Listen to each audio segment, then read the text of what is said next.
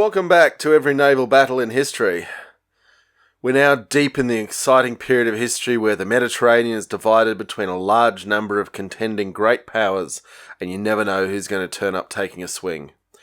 In this episode, Albania takes on Tunisia in 276 BCE in the Battle of the Straits of Messina. Okay, it's not exactly Albania, and not exactly Tunisia. On the one side we have Carthage, mighty and ancient, the sea lords of the western Mediterranean. On the other we have Epirus, which in ancient times occupied a coastal strip straddling the modern Greek-Albanian border. The bit of land the mountain goats referenced in their song International Small Arms Traffic Blues.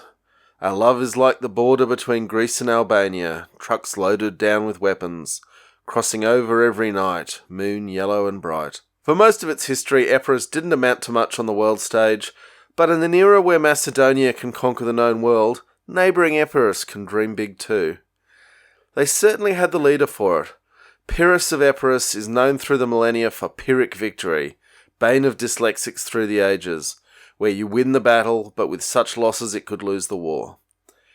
He wasn't one of the Diadochi, but he certainly ran with that crowd. Ptolemy I put him on the throne of Epirus, and Demetrius Poliorcetes was at times his friend and at others his enemy. Epirus was home to a major oracle in the Greek religion, which means in ancient terms it had some banking wealth. Pyrrhus's life is a fascinating subject, but we're going to cut forward to his involvement in Magna Graecia, the lost world of Greek settlement in southern Italy. In 280 BCE, he crossed the Adriatic to take on the Roman threat. With elephants that came from the Indian expanses of the new Hellenic world, he fought some battles with some success. Note that the Romans were figuring out how to fight elephants now, not when Hannibal turned up. And he fought with notable losses to his army he couldn't afford to replace. With the benefit of hindsight, when a large pseudo-nation like Magna Graecia turns up asking you to be their leader, it might be worth wondering just how much trouble they're in.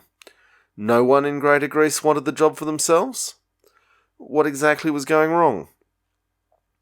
I have a suspicion the Hellenic explosion in the east had stripped Magna Graecia of manpower. It had certainly depopulated mainland Greece. In any event, when you think how the Sicilians suckered the Athenians into getting disastrously involved not that long before, it takes a towering ego like Pyrrhus's, the name incidentally means flame-haired, to think it's just the natural order for these things to come to him. Having lost a lot of men winning tactical victories against the Romans, he decided it was all too hard in Italy, and he wanted to try his luck in Sicily. He did have some initial successes, driving the Carthaginians back to their fortress port of Lilybaeum, known today as Marsala. But after a couple of years campaigning in Sicily, the local Greeks were so sick of him they were forming alliances with the Carthaginians to drive him out.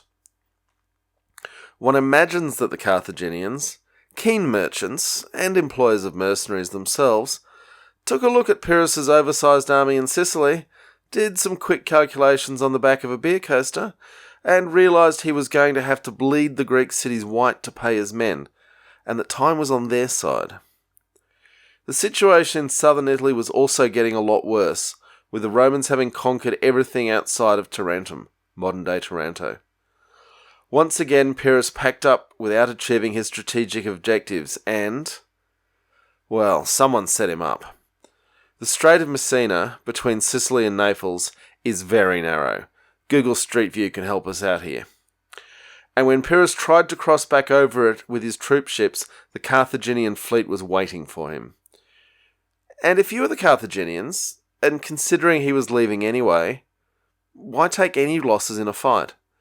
You have to wonder if the Sicilian Greeks made it a condition of their cooperation. In any event, it was a slaughter. Of Pyrrhus's 110 warships and transports, he suffered 70 sunk and 28 damaged. Hannibal might have rated Pyrrhus as history's greatest general, and that in the shadow of Alexander. But he was no admiral.